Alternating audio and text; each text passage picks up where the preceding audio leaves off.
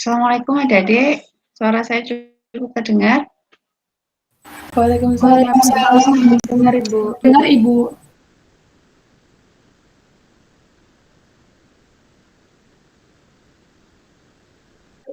Hari ini kita bisa kuliah lagi ya untuk mata kuliah kosmetologi di pertemuan keempat ya.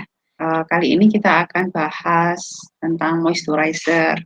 Nah, mungkin sebelum membahas, kita review dulu ya materi yang kemarin.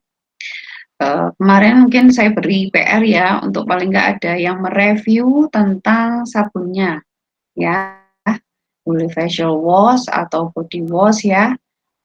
Silakan, mungkin saya beri kesempatan mungkin 3 orang ya untuk bisa menyampaikan kira-kira di komposisi atau ingredients di sabunnya itu apa sih surfaktannya ya, kemudian mungkin kalau ada pengawetnya, kemudian mungkin kalau ada apa namanya humektannya gitu, atau paling enggak bisa mengidentifikasi surfaktannya ya paling enggak. Ya, silakan.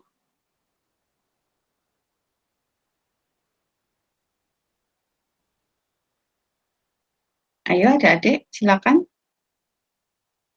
Paling enggak bisa mengidentifikasi surfaktan ya yang ada di dalam sabun yang kalian pakai sehari-hari ya. Karena itu adalah penyusun utama dari sebuah sabun ya. Akan bekerja apa namanya, sabun itu akan bekerja ya kalau ada surfaktannya, sedangkan bahan aktif lainnya yang itu biasanya hanya untuk apa namanya, enrichment ya, jadi apa, tambahan saja ya, misalnya sabun antioksidan gitu ya, sabun kojic acid gitu ya, pernah mendengar kan ya, dengan mengandung bahan aktif kojic acid.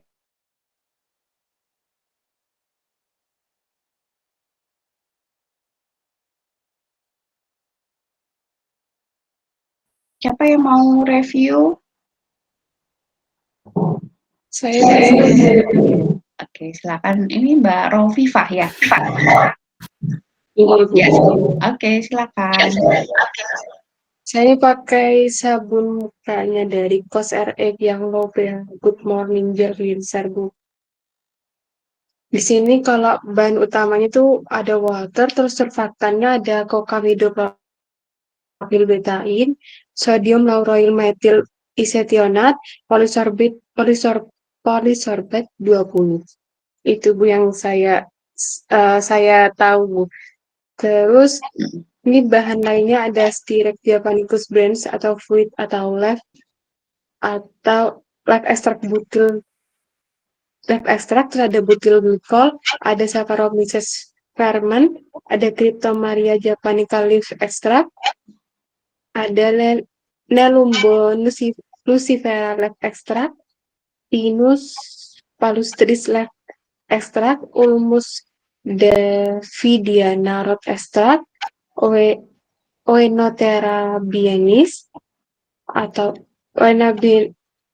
Oenotera bienis atau Evening Primrose Flower Extract, Pueraria lobata root extract, Melaleuca alternifoliate tree, leaf oil, allantoin. Nah ini ada tadi humectannya itu ada capritylgol, ethyl hexyl glycerin, terus ada BHA betain salicilat, ada citric acid, ada ini ethyl hexandiol, ini pelarut ya Bu. Terus ada apa namanya pengawetnya tuh hexandiol, trisodium ethyl mediamin disusinat, sodium benzoat sama disodium eta itu pengawet. Sudah. Oke, ya. Terima kasih atas apa namanya paparannya ya, sudah bagus bisa mengidentifikasi mana yang sebagai surfaktan. Meskipun tadi bahan apa namanya, tambahannya yang sebagai pengkaya banyak sekali ya, ekstrak-ekstraknya ya. Jadi itu biasanya ya ada yang ekstrak sebagai antioksidan, ada yang sebagai apa namanya, pelembab juga, membantu melembabkan, sebenarnya banyak sekali ekstraknya tadi itu ya. Harus dibaca lagi sebenarnya memang fungsi masing-masing ekstrak ya, tapi paling enggak tadi bagian utama dari suatu sabun, kita tahu ya tadi ada apa namanya, apa namanya, betain, terus ada polisorbat juga gitu ya. Kemudian tadi pengawetnya tadi ada benzoat juga gitu ya. Ya, oke mungkin cukup. Terima kasih Mbak Rofifa ya. Oke, mungkin ada lagi yang bisa menyampaikan facial wash-nya atau body wash-nya, silakan. Oke, ini Apakah siapa? saya boleh memakai itu ya Bu, PowerPoint ya Bu? Oh boleh sekali, boleh. Silakan Mas Ini Dian Novandra, mau izin share screen gitu Bu? silakan.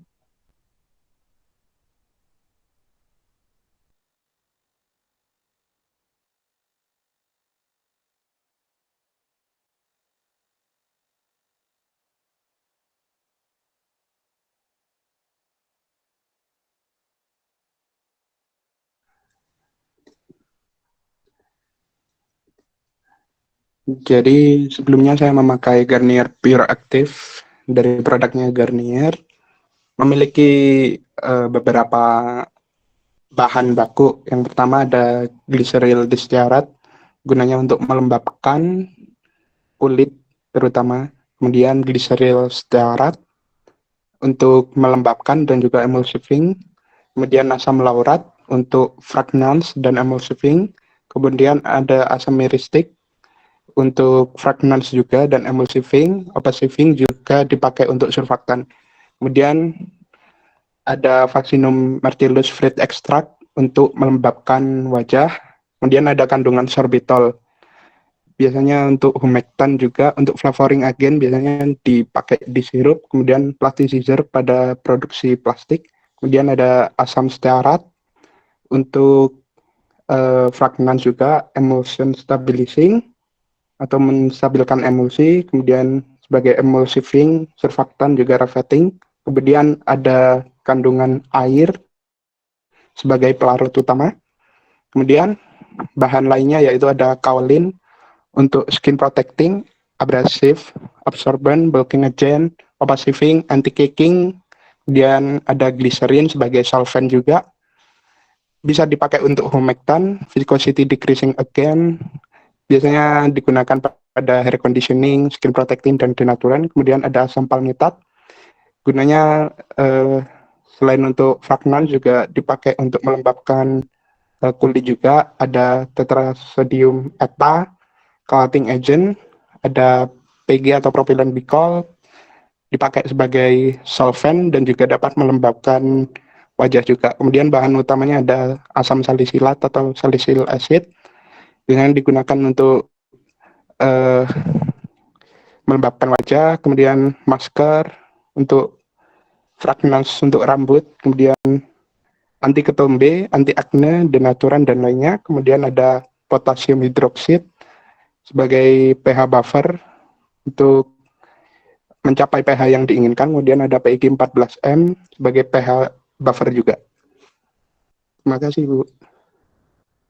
Oke, ya kira-kira di sini yang sebagai sabunnya itu yang mana? Mungkin kembali ke apa namanya awal yang PPT yang awal, slide yang awal.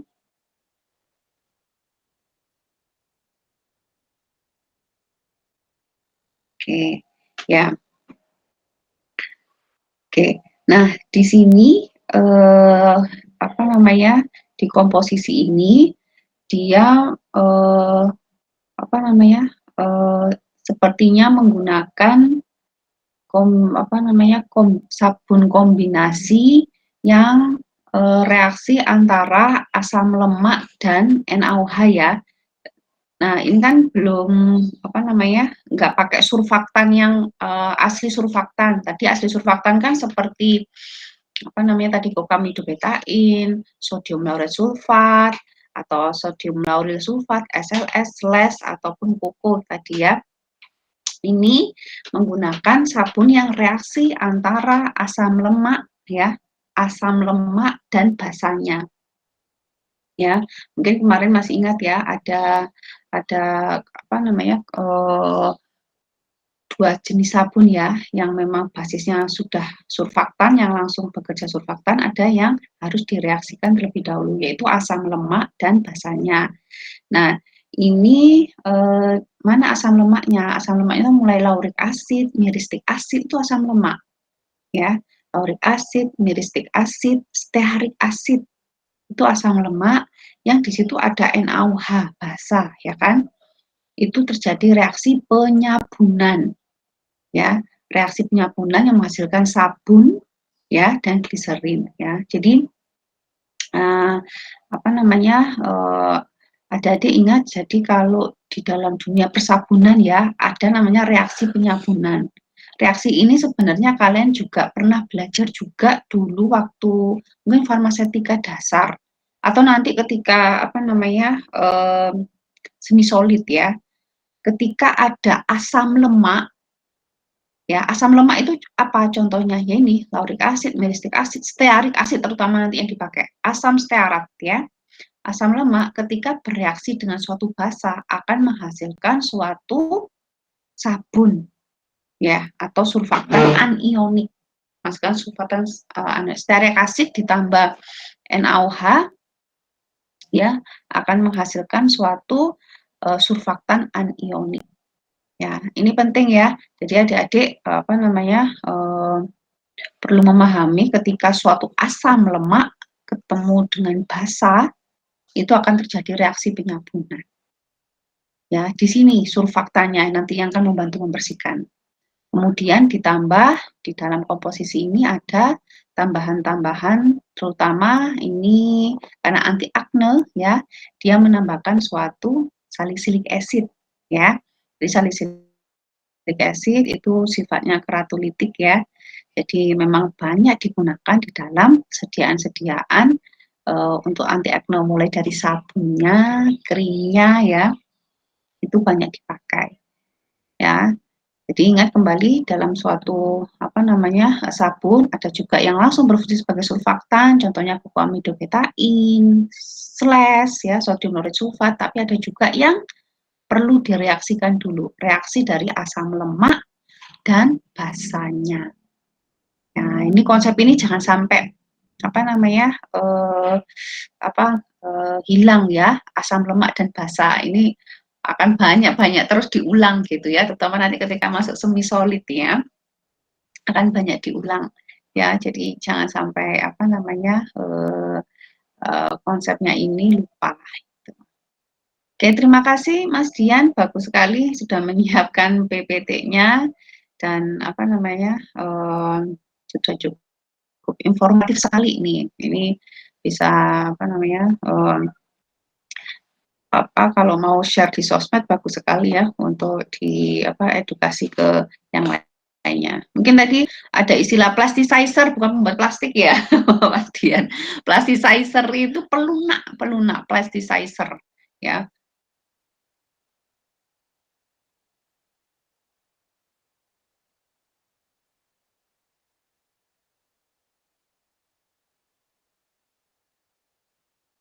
Ya, ketika nanti membahas bab emulsi ya, emulsifying mungkin sudah diajarkan ya emulsi ya, kan diselesaikan dulu kan kemarin ya, sediaan emulsi ya, emulsifying ya, adik-adik udah tahu ya emulsifying, emulgator ya. Ya. Oke, terima kasih. Silakan satu lagi mungkin.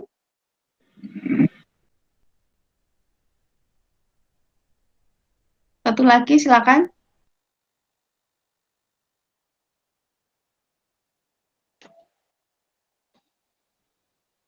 Ayo satu lagi.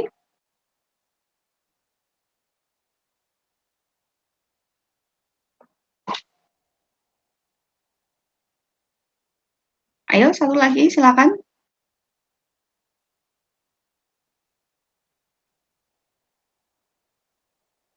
Siapa?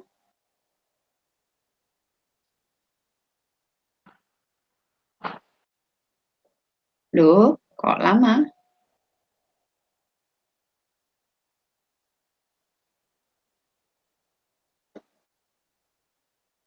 Nggak ada? Oke, jadi ada PR ya untuk pertemuan selanjutnya, berarti masih kurang 1 review lagi. Ini saya lanjutkan, takut waktunya habis ya. Oke, saya lanjutkan ke materi selanjutnya ya tentang moisturizer ya. Punya PR satu lagi nih, kalian untuk menampilkan satu review ya. Oke, saya share screen.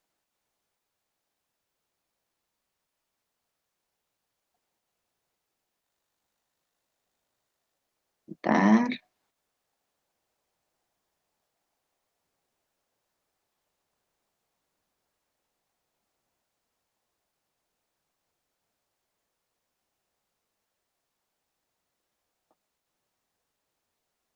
Maka sudah terlihat, Dek?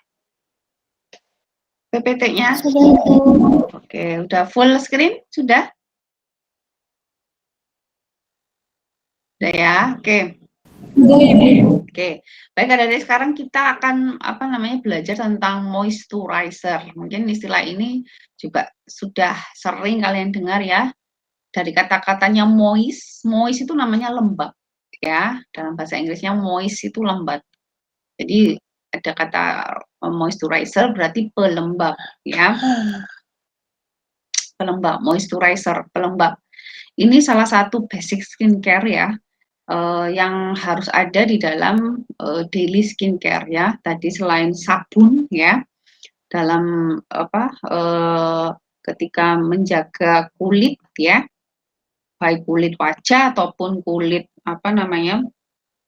kulit tubuh secara umum, itu harus ada moisturizer di dalam sediaan kita ya. Banyak sekali nanti moisturizer itu muncul di mana-mana, muncul di banyak sediaan sebenarnya, nggak hanya bentuknya yang gel atau krim gitu ya, bentuknya yang toner, cairan itu juga bisa. Nah, kita nanti belajar bahan-bahan apa saja yang itu fungsinya sebagai moisturizer ya. Kembali ke kulit, kenapa sih kok kita butuh moisturizer ya? Jadi kulit itu kan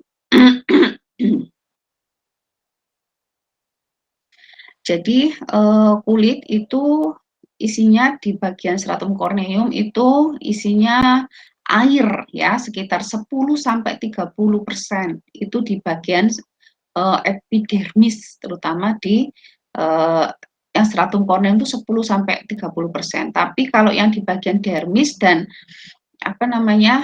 epidermis di bawahnya stratum corneum ya, itu isi airnya itu sekitar 80% ya. Ingat, jadi air memegang peranan penting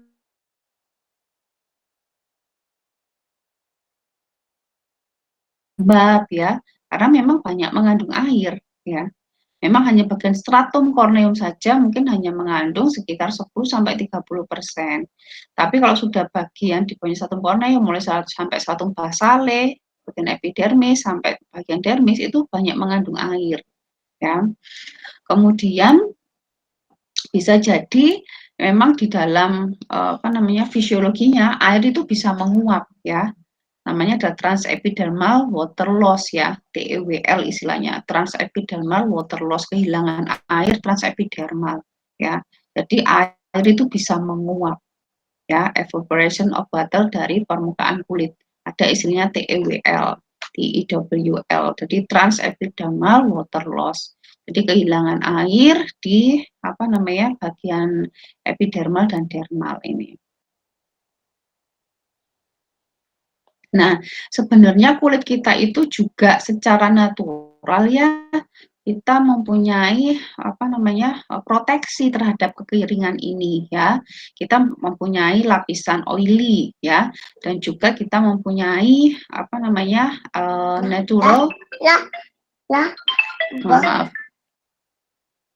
Ada yang namanya natural moisturizing factor ya. Jadi kita juga Ibu, punya ya. Halo? Geser nggak ininya? Untuk PowerPoint-nya nggak jalan, Ibu. Oh, bentar.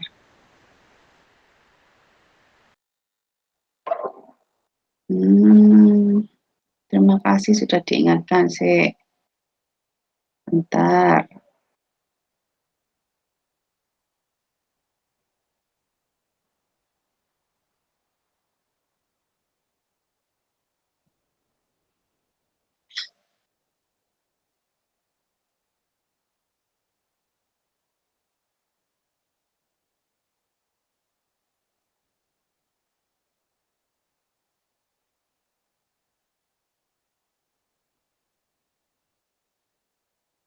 Saya itu lupa pakai Google Meet itu. Pakai yang itu ya, yang window itu ya, Dek ya? Dek. Ya.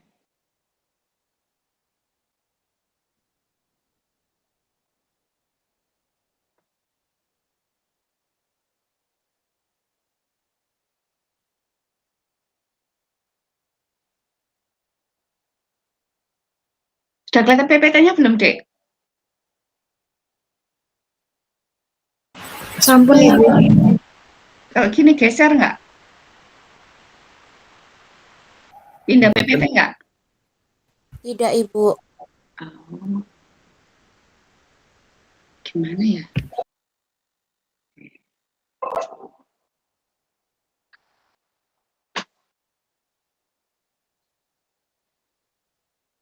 Pakai apa sih, Dek? Present itu ada your entire screen, a window.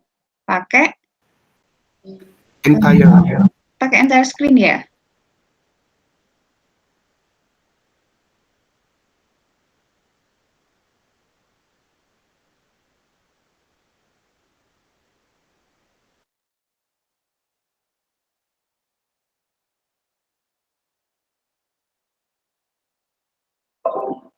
Oke, ini.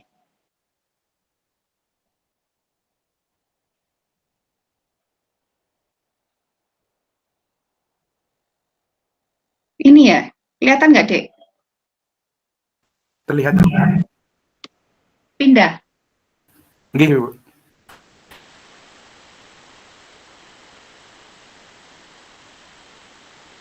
Sedikit. Ini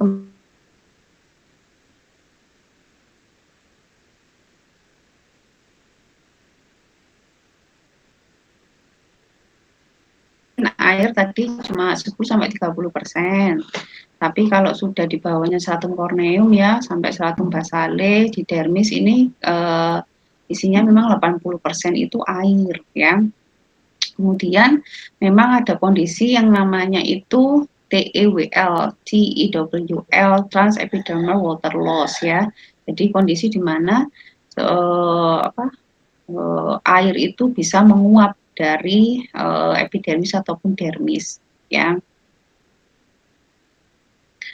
Nah, kulit kita secara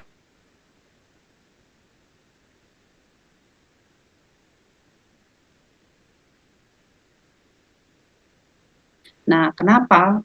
Karena kita mempunyai lapisan oily ya, lipid apa namanya?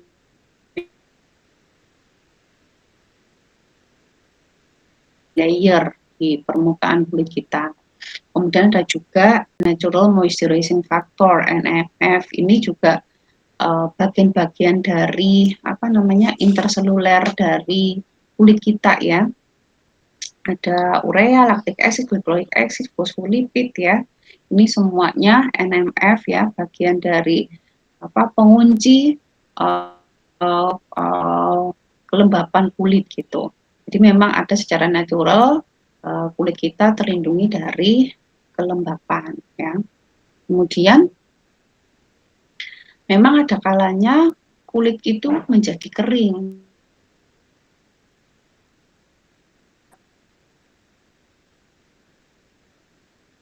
Senang itu paling banyak. Biasanya apalagi sekarang kita sering mencuci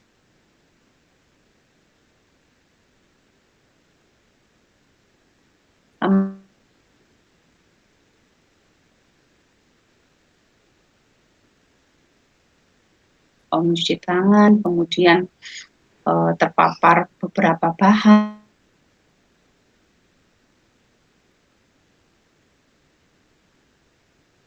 mungkin penyakit-penyakit ya seperti eksim, kemudian psoriasis atau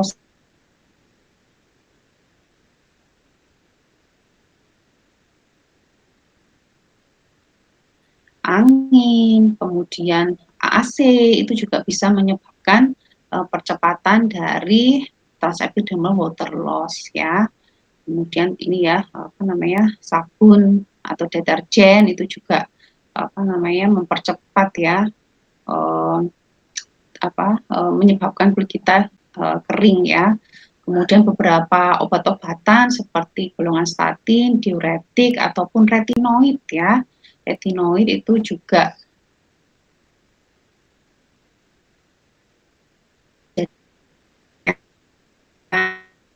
nah itu ya. Jadi beberapa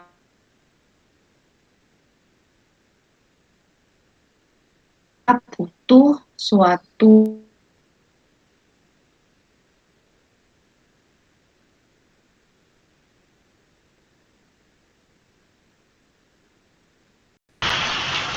jadi moisturizer itu tentunya kita akan dapat mencegah kekeringan ya, menjaga kelembapan kulit dan tentunya pada akhirnya memang memperbaiki penampilan dari kulit ya, skin appearance.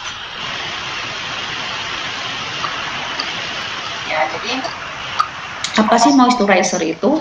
Jadi moisturizer itu adalah sediaan topikal ya yang diformulasikan untuk menjaga kulit dan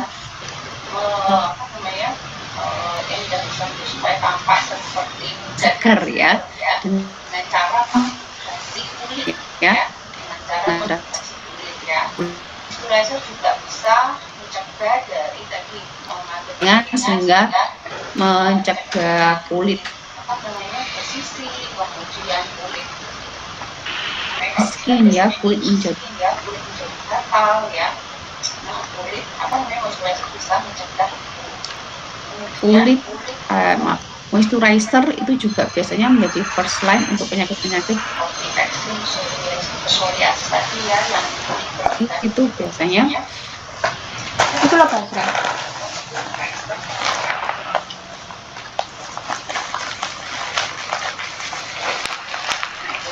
Nah, sekarang kita masuk ke bahannya. Ya, tadi kita sudah dapat gambaran kulit kita itu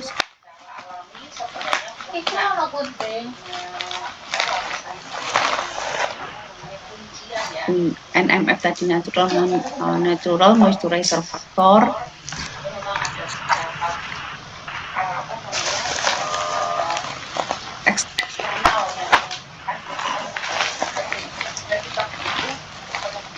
Ya. Nah, sekarang ada 3 macam moisturizer.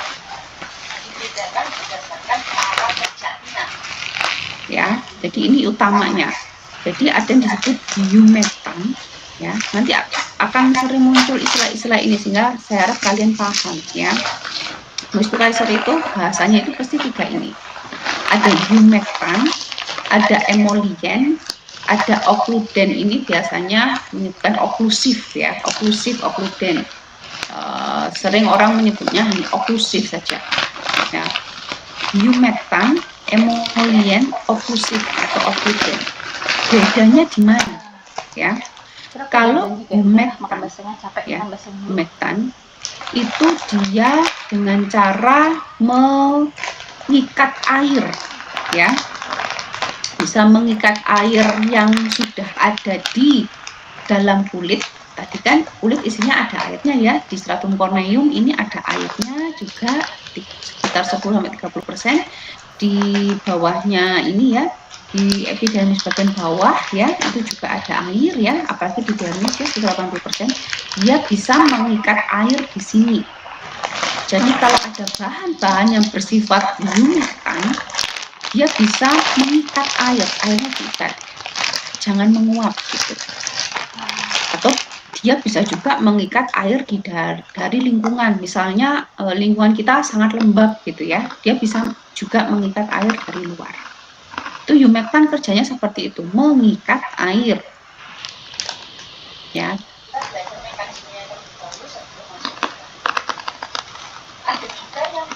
Emolien, ya. Jadi bersifat emolien itu dia masuk ke sela-sela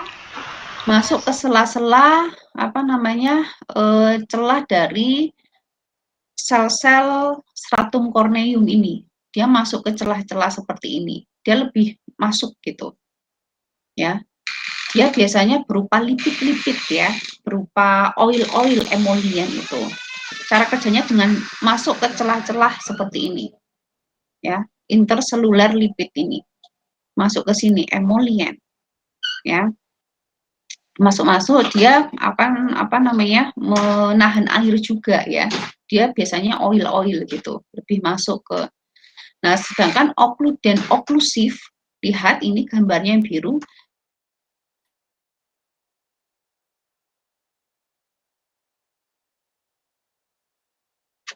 sangat-sangat ditutup kulit kita.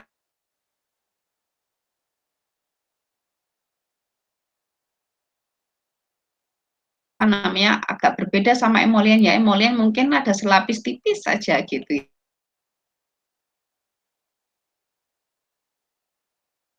Karena beda bahan, beda mekanisme. Itu ya. Jadi kita belajar mekanisme dulu. Ada 3 mekanisme: humectan, emolien, oklusif. Ya, ini istilahnya. Cara kerjanya humectan mengikat air, emolien masuk ke dalam celah-celah interselular lipid ya, dan menahan penguapan air ya. Oklusif dia benar-benar membuat lapisan penutup untuk mencegah air menguap. Oke, mohon maaf.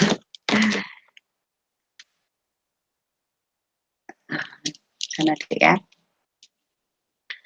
Nah, sekarang kita belajar apa contohnya ya.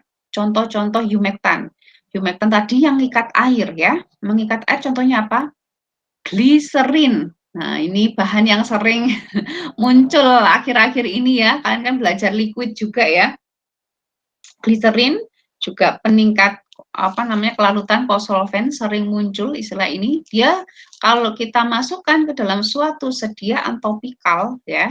Nanti kalau kalian formulasi di semester 6 bikin krim, bikin gel yang ada gliserinnya, dia bisa sebagai humectan. Humectan tadi apa? Mengikat air ya. Gliserin, gelatin, propilen glikol. Nah, ini juga sering ya kalian dengar ya, gliserin sama propilen glikol. Kemudian propilen glikol ini macam-macamnya banyak, ada butilen glikol. Ada pantenol, vitamin B5 termasuk humectan ya, sering dimasukkan juga di dalam suatu sediaan humectan. Sediaan krim, moisturizer banyak mengandung pantenol, vitamin B5, sorbitol ya. Sorbitol ini juga istilah bahan yang sering muncul saat-saat ini ya. Sorbitol itu sebagai humectan, ada urea, kemudian ada yang lagi hits juga hyaluronic acid ya. Hyaluronic acid sebagai humectan. Dia cara kerjanya dengan mengikat air. Ada lagi glycolic acid ya, glycolic acid, lactic acid ya. Ini sebagai humectan ya.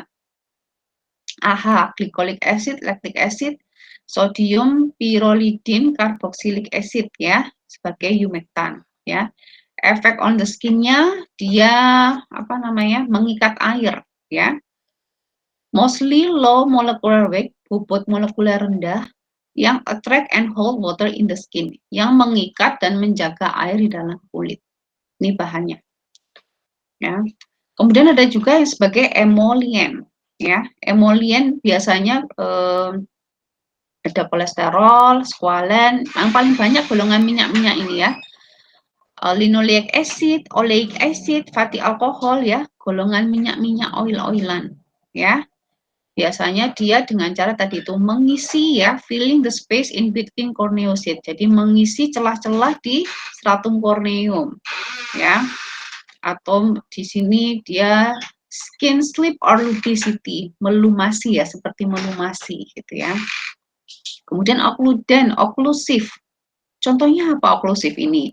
Kalian pernah tahu mungkin apa namanya Vaseline ya, paling sering dipakai nih. Mungkin langsung bayangannya ke sediaan Vaseline ya, atau Vaselinum album ya, Vaseline ya. Golongan wax nih ya. White soap, parafin, petrolatum, beeswax, mineral oil, dimetikon, lanolin, carnauba wax, cetyl alkohol, caprylic, or caprylic glycerin.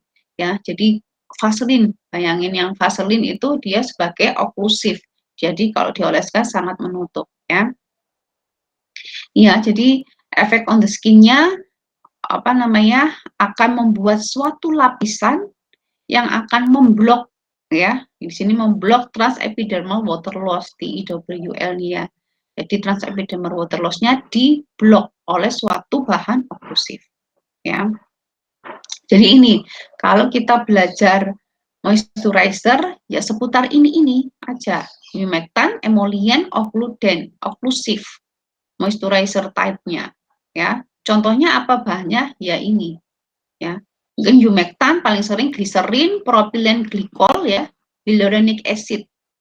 Mungkin yang akan sering apa ya muncul ya favorit kalau dipakai gitu. Emollient biasanya golongan oil face oil itu ya, yang isinya ada linoleic acid, oleic acid ya. Oklusif ya, yang bersifat oklusif biasanya white soft parafin ini apa sih? Vaselinum album, Vaseline ya. Tuh, oke. Kita udah kenal macam-macam moisturizer. Ini lebih detail aja. Oklusif ya, jadi membentuk suatu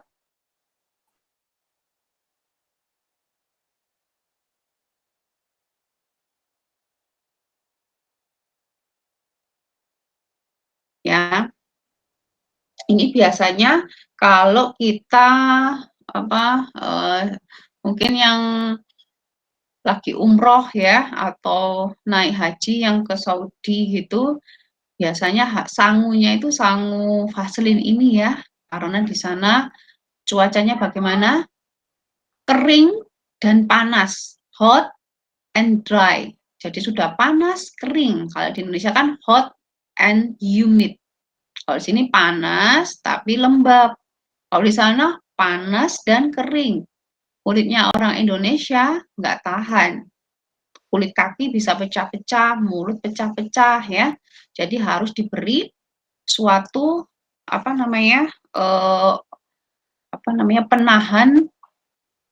penahan supaya kulit kita itu airnya ditahan, nggak kering ya. Jadi cara menahan air supaya tidak menguap dari kulit atau supaya kulit kita tetap lembab itu bukan dengan cara ditambahin air terus-menerus kita basahi, kita semprot air gitu ya.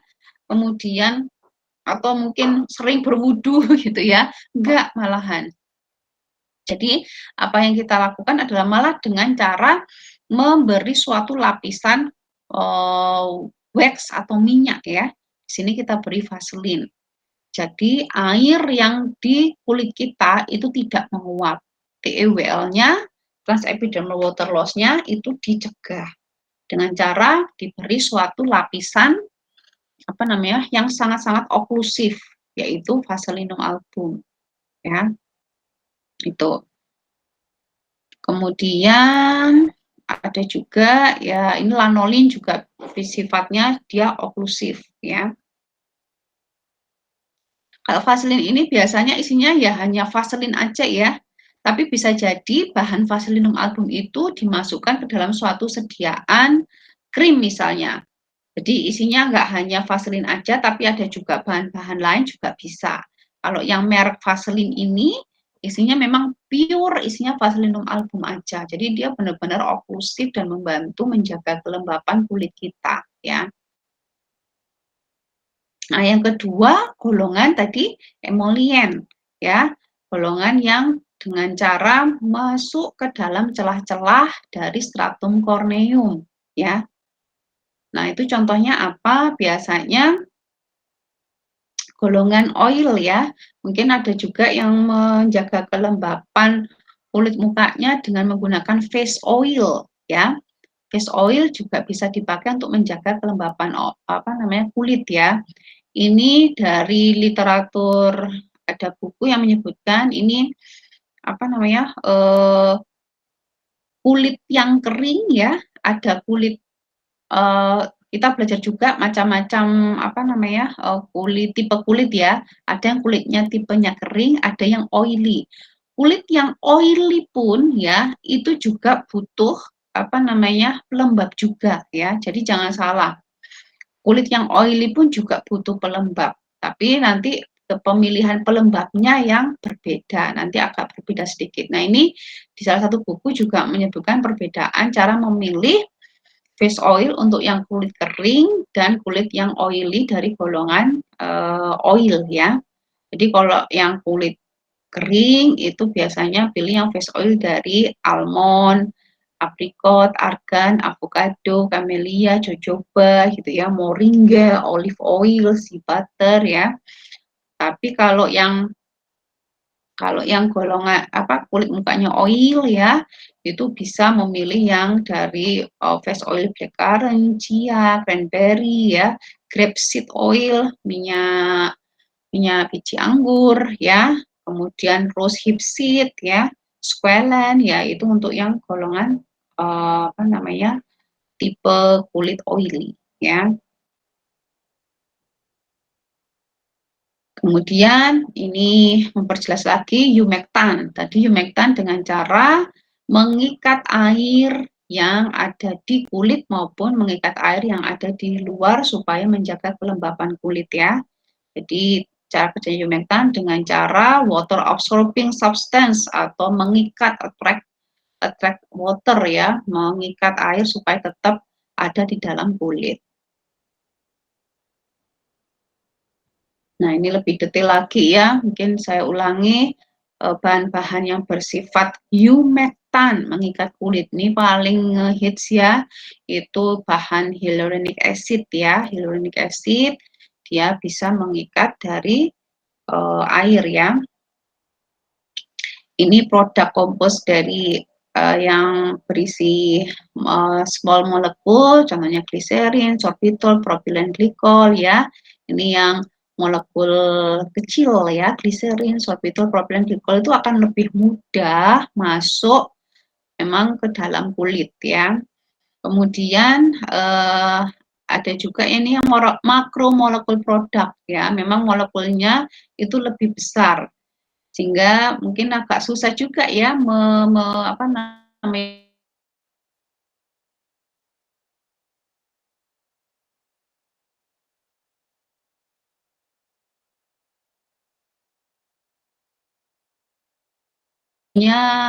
agak besar ya. Jadi dia mungkin akan lebih stay di stratum corneum ya. Kemudian ada elastin, kolagen dan beberapa protein.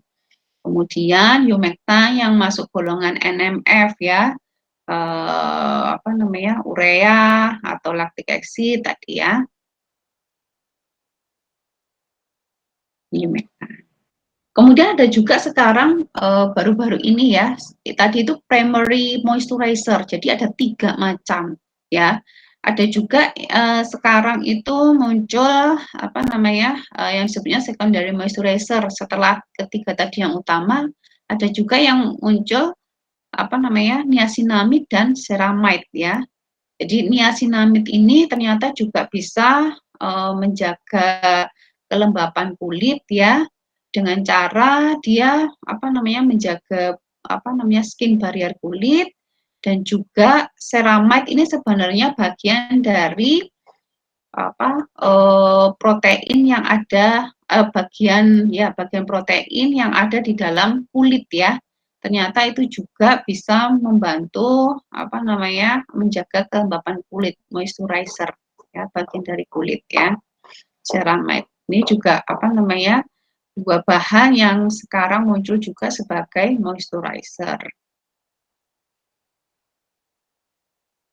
Nah, sekarang bentuk sediaan di pasaran yang sebagai moisturizer itu bentuknya apa saja ya.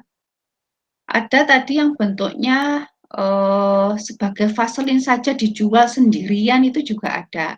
Tapi banyak juga yang bahan-bahan tadi itu masuk ke dalam sediaan. Ya, masuk ke sediaan bersama diformulasikan bersama bahan aktif yang lain ya. Moisturizer bisa dalam bentuk lotion ya. Lotion itu yang bentuknya lebih cair ya daripada krim ya. Kemudian ada juga yang bentuknya gel krim ya. Jadi ini krim yang encer ya. Tapi dikasih sama gel. Ada juga yang pure krim ya tanpa gelling agent. Ada juga yang istilahnya waters. Waters di sini contohnya itu toner, essence ya, itu yang dimasukkan beberapa bahan moisturizer tadi. Ada yang toner diisi hyaluronic acid atau essence isinya hyaluronic acid juga bisa ya. Kemudian ini yang bentuk gel ya, bentuknya gelling agent yang basisnya air ya. Kemudian ada juga masker ya, sheet mask, kemudian ada yang serum ya, kemudian ada yang bentuknya balsam seperti Vaselinum album tadi itu ya.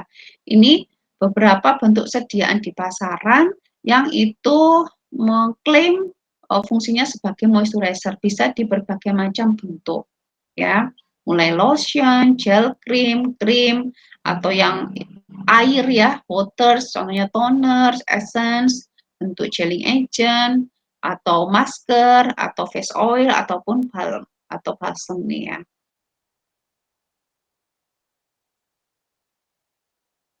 Nah, sekarang bagaimana sih kita memilih bentuk sediaan ya, atau bahan yang tepat untuk memilih moisturizer dari sekian banyak itu caranya bagaimana ya.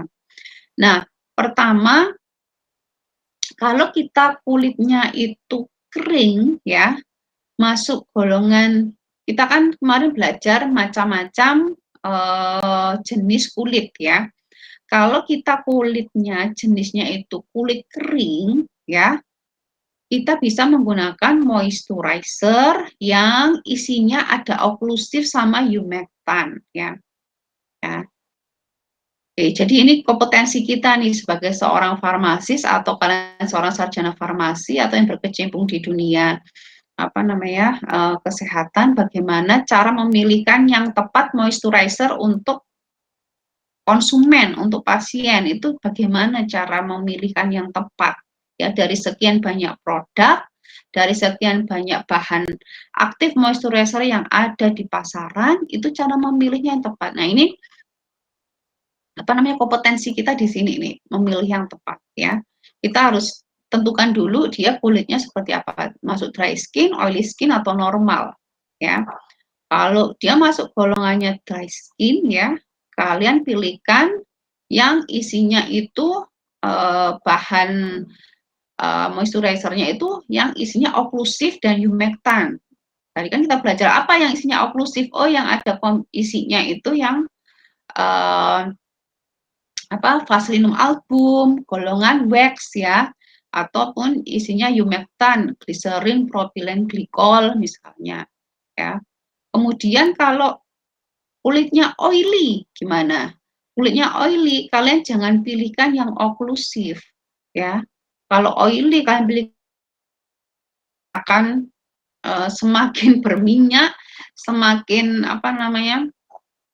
kalau cenderung acne akan semakin parah gitu jerawatnya gitu ya. Jadi pilihkan moisturizer yang golongan humectant ya. Pilihkan yang golongan humectant. Kemudian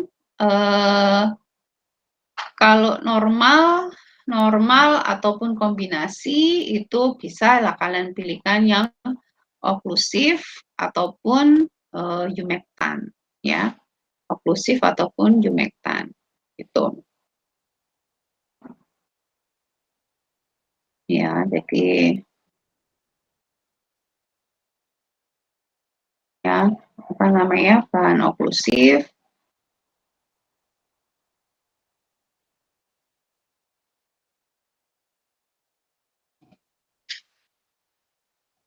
Kalau yang apa namanya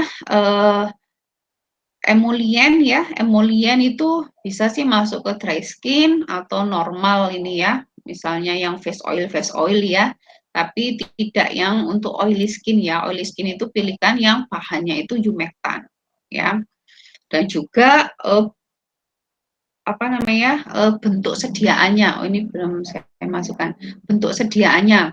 Kalau yang oily skin ya, oily skin pilihkan bahan aktifnya. Kemudian bentuk sediaannya pilihkan yang gel ya, yang basisnya itu gelling agent ya. Jangan pilihkan yang bentuknya krim ya. Kalau yang dry skin ini pilihkan yang krim ya. Kalau oily skin pilih yang gel atau yang apa namanya water tadi ya, yang mulai toner ataupun essence ya. Oily skin jangan dipilihkan yang bentuk krim, tapi pilihkan yang bentuk gel atau water. Kalau normal atau kombinasi ya ini bisa gel, krim, nggak masalah ya. Nah ini contoh formulasi krim moisturizer yang krim ya. Namanya krim, nanti belajar lebih detail lagi di semester 6, namanya krim itu basisnya adalah emulsi ya. Nama emulsi ada fase minyak, ada fase air, ada emulsifying. Fase minyaknya apa aja? Ya, contohnya setil alkohol. Ini ya tadi masuk golongan oklusif, stearik acid ya. Petrolatum nih ya, stearik petrolatum masuk golongan apa?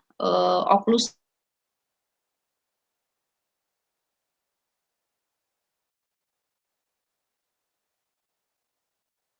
Kan sama humectant. Humectantnya ini propil gliserin ya. Jadi ini kombinasi antara oklusif sama humectant ya. Kemudian ada surfaktannya atau emulgator ya, karena nanti biasanya ditambahin air kan, fase minyak kan nggak akan bisa campur dengan air. Ini harus ada pakai propilen glikol monostearat sama setil alkohol ether ya. Kemudian ini pakai apa namanya alkalizing agent triethanolamin ya. Triethanolamin juga untuk sebagai apa nanti dikombinasikan sama stearik acid ini akan membentuk suatu surfaktan juga yang sebagai emulgator ya. Nah, ini ya sama air dia akan berfungsi sebagai krim, suatu formulasi krim ya. Jadi di sini kita belajar ini ada moisturizer yang oklusif, bahannya ada setil alkohol, stearik acid, petrolatum, kemudian dikombinasikan sama humectant ya. Ini akan menjadi suatu krim yang apa namanya fungsinya sebagai moisturizer, oil in water type ya. Ya, jadi cara pembuatannya bisa ditambahkan humectant sama alkalizing agent-nya apa namanya di air ya untuk membentuk fase air. Kemudian fase minyaknya dicampur, kemudian ditambahkan surfaktan, preservatif dan antioksidannya dan dipanaskan sampai 70 derajat ya. Kemudian masukkan fase minyak ke dalam fase air sehingga membentuk emulsifikasi. Kemudian di homogenizer ya, maksudnya di apa namanya diratakan. Jadi ini fase minyak masuk ke fase air. Oke, mungkin selesai ya materi saya tentang moisturizer. Ada pertanyaan sampai sini? Halo, cek.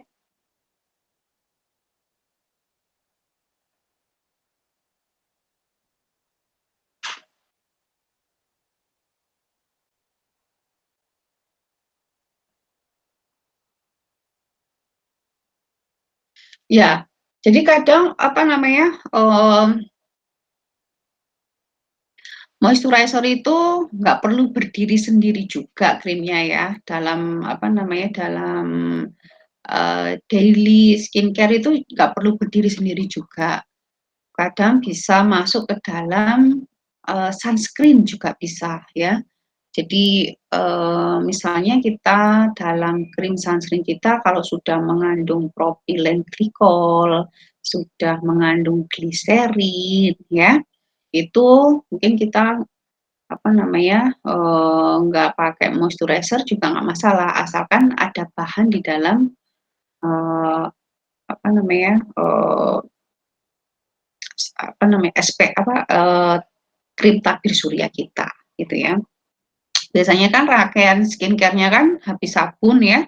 Sabun bisa ditambahkan toner ya. Tonernya ini bisa sudah yang mengandung moisturizer juga bisa ya. Misalnya toner yang mengandung hyaluronic acid itu juga sudah bisa digunakan, nggak perlu lagi kita tambahkan krim yang khusus untuk moisturizer. Kemudian basic skincare yang kedua itu adalah yang ketiga ya kan tabir surya ya. Kalau tabir suryanya sudah mengandung moisturizer tadi ya, misalnya gliserin atau propilen glikol ya yang sebagai humectant, itu mungkin kita nggak perlu sediaan khusus lagi gitu. Gitu ya Dek ya. Jadi moisturizer ini menjadi sangat penting di dalam suatu sediaan skincare. Dia bisa masuk ke dalam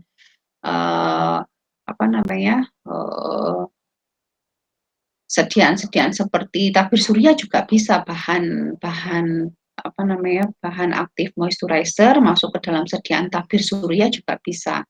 Karena juga umum juga sudah ada tambahan gliserin atau propilen glikol di dalam sediaan tabir surya. Tuh.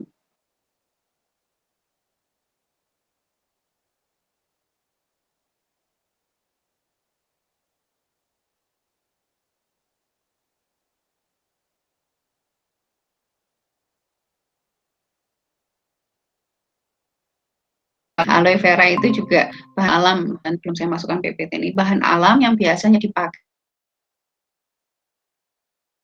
sebagai moisturizer itu adalah aloe vera ya. Oke, ada pertanyaan dari kalian?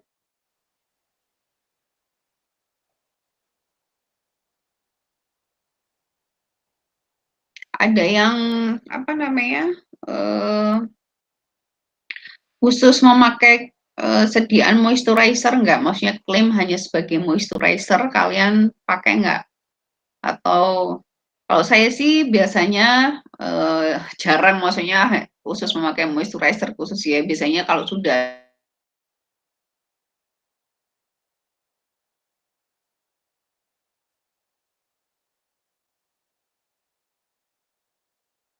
ataupun yang di misalnya di sediaan skincare yang untuk malam gitu ya, ketika misalnya pakai serum sudah cukup melembabkan karena ada kandungan gliserin atau propilen glikol gitu, saya lihat nggak perlu khusus yang melembabkan gitu.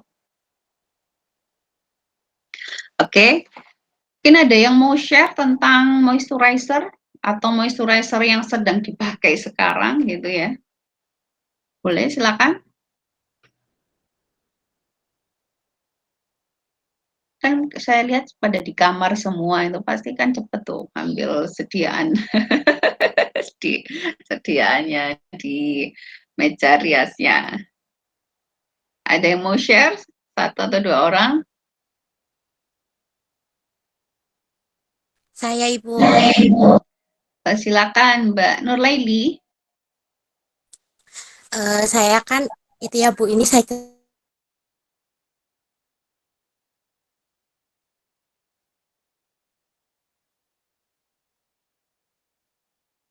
cocok. Terus kan saya pakai kedua kali itu saya nggak cocok Bu, kulit saya merah-merah. Terus saya pakai ketiga kali cocok. Nah itu sebenarnya saya cocok apa nggak cocok ya Bu? Maksudnya kedua ketiga itu maksudnya sudah habis 2 cup apa namanya hari Iya ketiga nggak gitu Bu. cocok. Iya gitu Bu. Jar Apa? pertama itu saya pakai jar pertama itu cocok. Nah, pakai Mm-mm. jar yang kedua itu saya merah-merah. Nah, pakai Mm-mm. yang jar ketiga itu kok saya cocok. Terus sekarang saya nggak beli, soalnya kan udah masuk jar keempat ya Bu, takut nggak cocok. Oh gitu, oke. Sudah memastikan bahwa yang apa namanya merah-merahnya itu karena apa namanya sediaan tersebut sudah Iya, dipastikan atau apa namanya ada eh, riwayat maksudnya penggunaan sediaan yang lain atau gimana? Memang sudah memastikan pasti dari sini gitu. iya Ibu sudah. Soalnya pas saya berhenti pakai itu, saya nggak apa. Oke, berarti pas pemakaian terakhir itu nggak masalah ya sebenarnya ya. Iya, itu Isinya apa? salah. Oke, coba ini kan apa namanya? eh Sebenarnya ada bahasan detail lagi nanti sama Bu Rahma itu tentang apa namanya iritasi dan segala macam. Coba kita tinjau dulu dari bahannya ya, kita belajar bahannya. Bisa di-share Kadek untuk scientific ini ingredients-nya apa aja yang bisa berfungsi Ini sebagai humectant. ini di jarnya nggak ada Bu bahan-bahannya. Ah, masa? Oh, di jarnya nggak ada, tapi mungkin di itunya, di packaging ininya, eh apa, dusnya.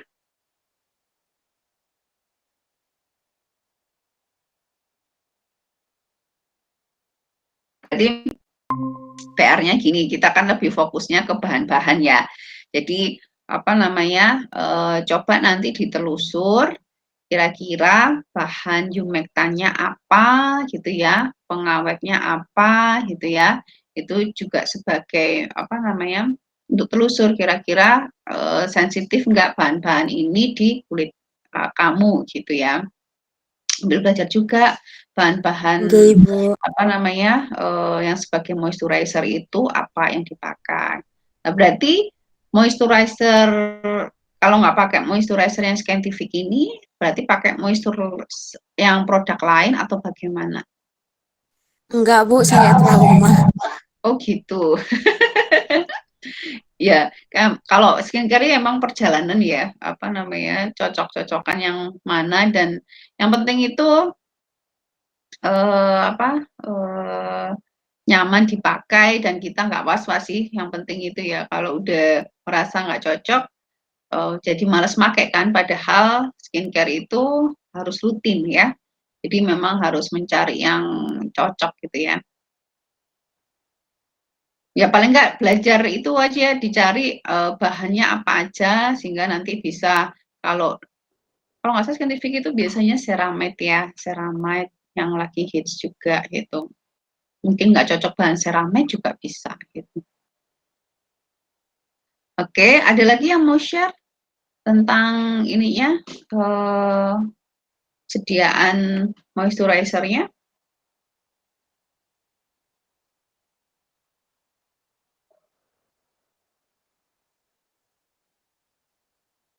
Ada?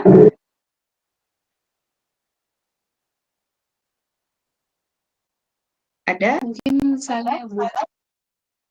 Silakan. Ini Mbak Rofifa. Ya, silakan Mbak. Mbak Iya, Rofifa ya? iya Ibu. Oke, silakan Mbak Rofifa. Saya pakai yang Sombai Mi AHA BHA PHA krim. Mm-mm. Sepertinya ini saya salah sedia nih Bu. Harusnya kan kulit saya itu berminyak ke sensitif berjerawat, tapi saya Mm-mm. pakainya yang krim. Tapi ini Mm-mm. saya cuma pakainya waktu malam aja. Tapi kalau pagi saya cuma pakai sunscreen aja. Mungkin ini Mm-mm. cocok ya Bu ya. Apa? Bener udah karena dia tuh water base ya, bukan ada glycerinnya. Ya, biasanya kalau yang oil ya, kalau oil itu sebaiknya sih pakai yang gel base gitu. Jadi gel base ataupun ada juga sih yang krim tapi dia masih sama gel gitu ya. Kalau merasa krimnya itu agak ringan dan cocok sih nggak masalah. Tapi kalau apa namanya agak berat gitu ya, maksudnya dioleskan itu kok agak apa namanya nggak beda sama gel kan, kalau dioleskan kan gampang gitu ya. Nah itu mungkin dihindari. Ya memang sebaiknya sih kalau tahu kulitnya maksudnya berminyak, biasanya kan kalau bangun pagi itu ya, kalau berminyak itu akan banyak sekali di daerah T itu keluar minyak. Nah itu berarti kulit berminyak. Nah, sebaiknya memang pemilihan sediaannya itu yang gel base ya, gel base gitu. Yang gel yang apa namanya nggak ada fase minyaknya itu nggak ada. Itu tadi isinya apa aja Mbak Rofifa? Ininya isinya bahan aktifnya yang sebab dia klaimnya di situ tertulis sebagai moisturizer. Apa? Di situ apa dia menulisnya sebagai apa? Di sini Miracle Cream nggak ada. Oh, cuma Miracle Cream gitu aja. Iya. Miracle Cream gitu. Isinya apa tadi? Kalau ingredientsnya boxnya sudah saya buang Bu, terus cari di internet juga nggak ketemu. Tapi Oh, nggak kalau ketemu. ingredients bahan utama, iya, kalau bahan utama cuma AHA, BHA, PHA sama Centella itu. AHA, BHA, Centella. Oke. Sebenarnya AHA, BHA, Centella asiatica itu apa namanya?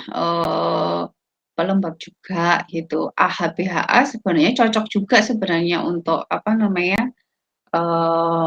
Kulit yang berjerawat ya karena membantu apa namanya? Keratolytik gitu. Tapi selama ini cocok apa enggak, Dek? Cocok. Oh, cocok ya. Kalau cocok sih nggak masalah ya. Apa namanya? Maksudnya nggak misalnya berjerawat nggak bertambah banyak jerawatnya gitu loh. Misalnya itu kan berarti termasuk apa namanya cocok sama kulitnya gitu. Itu sih apa namanya basic basic pemilihan sediaan ya. Tadi itu kalau untuk yang berminyak atau cenderung acne, pilihkan sediaan yang gel ya, yang teksturnya itu ringan, watery, maksudnya banyak mengandung air gitu. Itu nanti apa dasar pemilihannya. Misalnya di sedianya apa namanya tertulis krim gitu ya, tapi cocok untuk saya yang berminyak gitu misalnya, ya nggak masalah gitu ya. Ya itu kan kadang cocokkan, tapi secara keilmuan ya, secara keilmuan, cara pemilihan sediaan yang tepat itu seperti itu. Jadi untuk yang kulit berminyak itu pilih yang sediaan cenderung gel, watery, banyak mengandung air ya. Kemudian untuk yang normal ataupun normal ini sih apa namanya bisa gel bisa krim ya. Kalau yang dry kulit kering itu pilihkan yang memang krimnya itu teksturnya agak apa namanya lebih apa namanya pekat ya, maksudnya dibanding yang gel tadi. Itu ya Dek ya cara memilih sediaan yang tepat. Oke, oke ya. Ini mungkin pertemuan terakhir ya, sebenarnya kita ada materi lagi anti aging tapi mungkin saya apa namanya ikutkan setelah UAS aja kali ya, setelah apa namanya setelah UTS maksud saya, materi saya anti aging masuk UAS ya. Jadi nanti materi UTS kita mulai dari pertemuan pertama tentang pendahuluan, kemudian sabun, kemudian apa namanya kulit dan moisturizer ya, dua sediaan. Oke, itu untuk apa namanya materi di UTS ya. Minggu depan udah UTS kan ya Dek ya? UTS-nya minggu depan nggak sih? Atau masih 2 minggu lagi? Iya Ibu, minggu depan kan ya, oke. Oke, mungkin itu adik-adik materi kuliah hari ini. Semoga bisa menambah wawasan adik-adik dan semoga bisa apa namanya bisa semakin menyukai dunia farmasi ya Jadi farmasi nggak hanya melulu tentang obat, tapi sangat luas sekali ya. Jadi semoga ini bisa menambah kesukaan adik-adik untuk enjoy di farmasi ya. Oke, mungkin sekian kuliah dari saya. Kita ketemu lagi setelah UTS. Semoga adik-adik bisa mengikuti UTS dengan baik ya dan mendapatkan hasil yang maksimal ya. Fokus belajar.